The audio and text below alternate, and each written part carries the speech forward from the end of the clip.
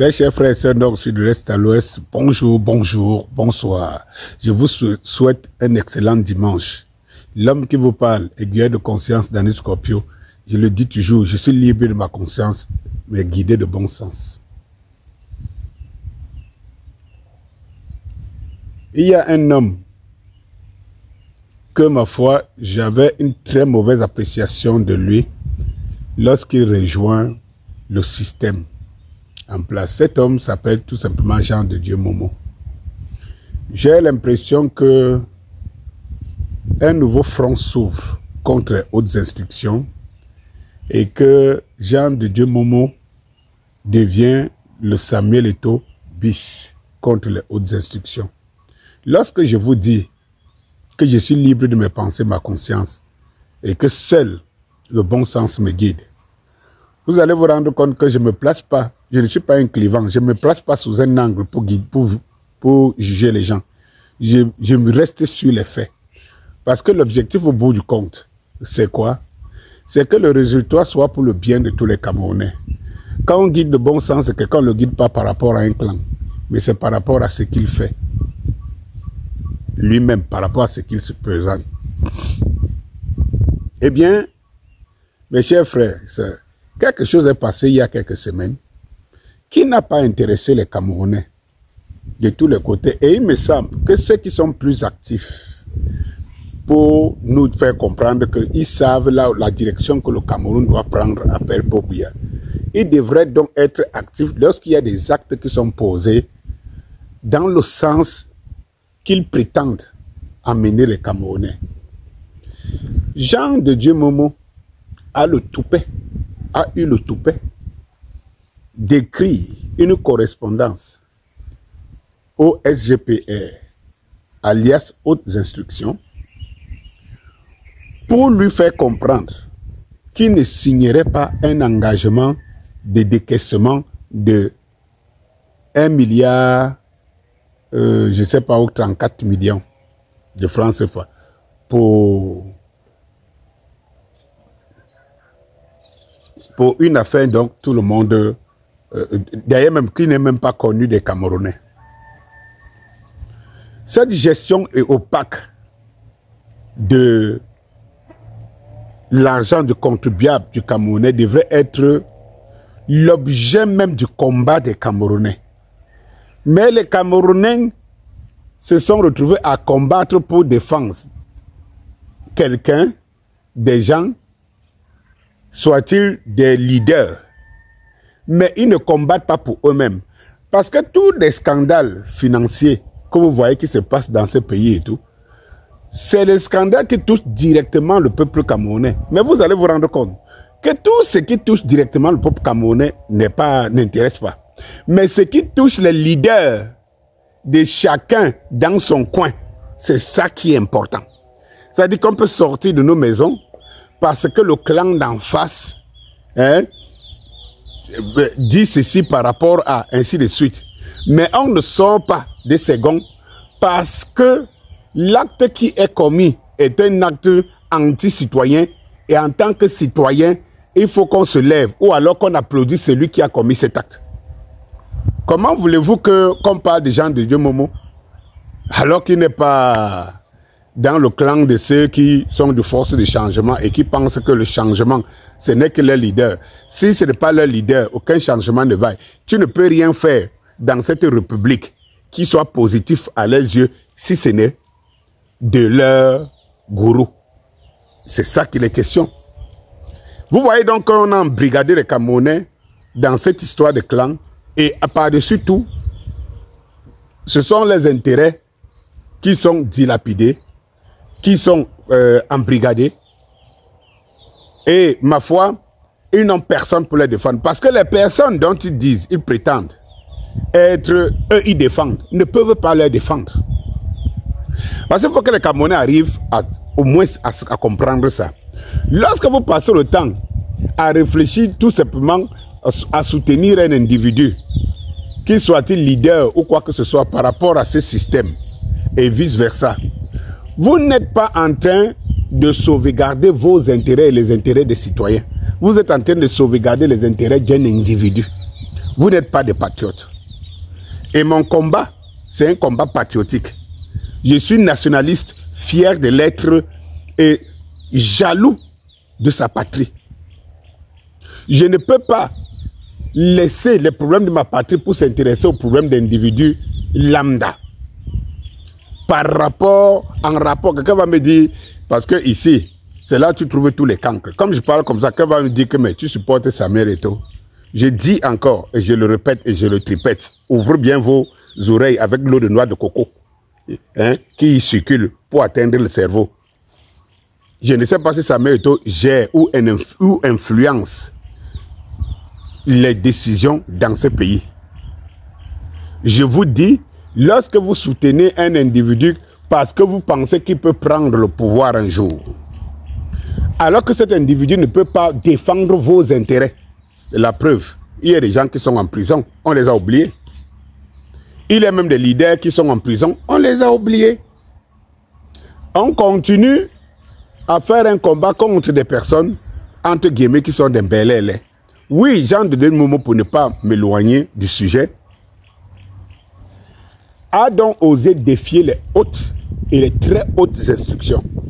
Il est allé jusqu'à faire des leçons de droit à la présidence de la République. Parce qu'en réalité, il faut lire entre les lignes ce que Jean de Dieu Momo est en train de nous dire.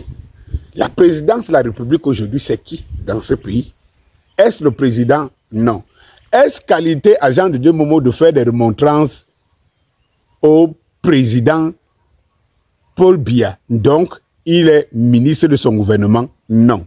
Cela veut dire que si Jean de Dieu Momo parle de la présidence et fait des remontrances de droit et de moralité à la présidence, c'est qu'il sait très bien qu'à la présidence, on ne prononce pas son nom. D'ailleurs même, il faut savoir à qui il adressait la lettre. On ne prononce pas son nom, c'est lui qui est la chose et non le président de la République. Parce que Jean de Dieu Momo, en aucun moment, ne parle du président de la République, il parlait de la présidence. Et il lui rappelle les règles de droit.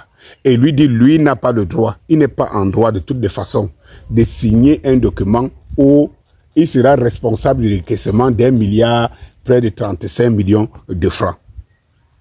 Et très vite, la lettre qui suivait le SGPR, alias sous très hautes instructions du président de la République, c'était de rappeler à Momo, je viens au dernier paragraphe en bas, que désormais, il devrait, lui, Momo, il devrait s'abstenir de donner son opinion ou quoi que ce soit sur pareil dossier. Alors, vous avez le SGPR, vous avez l'homme qui porte en lui les très hautes instructions et les hautes instructions. Il est le seul qui est partout, qui peut tout, dicter tout et, ma foi, impose tout, contre parfois les lois, contre les règles. Et rappelle à l'ordre celui qui ne veut pas le faire, de lui dire il faut dorénavant s'abstenir à le faire. Le courage que Jean de Dieu Momo montre ici, pour moi, quand je sais comment il est entré dans le gouvernement, quand je prends certains aspects de ses sorties, avant je le prenais pour un fou. Moi-même je prenais Jean de Dieu Momo pour un fou. Mais il faut lire Jean de Dieu Momo et le suivre entre les lignes pour comprendre que s'il y a quelqu'un, une très haute personnalité dans ce pays, qui est visionnaire et qui a besoin que ce pays change, il peut compter sur les gens de Dieu Momo. Vous voyez? Parce que je ne suis pas sectaire. Et je pense que certains qui pensent que c'est leur tour, Jean de Dieu Momo étant de leur région, je pense que ce serait une fierté, ce serait même une logique pour eux d'être fiers d'avoir un Jean de Dieu Momo dans leur région. Et je pense qu'il n'est pas mal vu dans sa région, parce que dans ce système, soit tu es dans leur ordre sectaire, soit parce qu'on sait que tu pèses d'un poids dans ta région. Et la preuve, je n'ai jamais vu qu'il y a une cabale contre Jean de Dieu Momo à l'ouest. Eh bien, mes très chers frères et sœurs, si vous avez bonne conscience, vous devez savoir que tous les fils, les filles et les fils de ce pays sont vos frères et sœurs. Et que lorsque un pose un acte qui va dans le sens collectif, vous devez apprendre à apprécier. Ne regardez pas d'où il sort, de quel clan il est. Laissez les clanistes, laissez les clivants laissez les supporters, laissez les chiens aboyer lorsqu'on le tend un os. Mais observez, il en va de votre avenir. Parce que ce qui est en train de se passer maintenant, c'est votre avenir qui est en train de se jouer. Et dans votre avenir là, ceux donc, vous passez juste le temps à soutenir ou à supporter, ne seront pas là, ne seront plus là. Ou alors, n'auront rien à dire, ni à faire. Vous serez seul face à votre destin. Dans un pays où on a éduqué un peuple, le peuple voit son destin. Parce que le peuple ne voit pas les clivages, il voit son destin. Tout le monde devait penser la même chose. S'il y a par exemple un Jean de Dieu Momo qui refuse de signer un document pour la sortie d'un agent, donc il n'a pas été consulté au départ dans un projet, dont il n'a pas été consulté au départ. Tous les Camerounais devaient se sentir concernés. Pour dire, bon, voilà ce qu'on défend. Encourager ceux qui peuvent le faire. Mais non, on reste tranquille. On est dans l'os du chien Samuel Eto'o. Et puis, de l'autre côté, on rêve qu'un jour, leur leader, un leader ou des leaders seront au pouvoir. Tout en sachant, tout du moins, qu'ils n'ont pas les moyens, encore, qui ne sont que complices de ce système. Vous comprenez ce que je veux dire? Est-ce que quelqu'un comprend mon langage ce matin? Si tu le comprends, tu partages, tu t'abonnes, la cloche de notification, afin que le message aille plus loin. Parce que comme moi là, il n'y en a pas beaucoup. Et dans ce pays, il n'y en a pas beaucoup. Il n'y en a pas qui viennent vous montrer qu'en réalité, voilà ce qui est en train de se passer devant vos yeux. Qui a gardé cet épisode il y a quelques semaines entre Jean de Dieu Momo d'un côté et les hautes instructions de l'autre côté? Vous voyez qu'aucun, ni les médias, que j'appelle mainstream, ni vos leaders politiques, aucun n'a soulevé cet élément-là qui est très important pour la suite de la nation. Aucun. Parce que ça n'est pas intéressant. On a transformé les petits chiens dans une arène où il faut tout simplement applaudir et choisir son camp. Non, les vraies choses intellectuelles, où le cerveau doit réfléchir, ne devrait pas... Parce qu'en fait, ce qu'ils devaient savoir, c'est nous qui devons fabriquer nos leaders de demain. Ce n'est pas les leaders qui s'improvisent et nous vendent le rêve. Fabriquer les leaders, cela veut dire qu'il y a une génération de personnes qui doivent venir pour venir répondre à la problématique que posent les citoyens. Et non que les gens viennent vous téléguider dans une chose et vous disent tout simplement « accompagnez-moi ». Accompagnez-moi. Quelle est la garantie que tu as pour qu'on t'accompagne? Rien. Bonjour.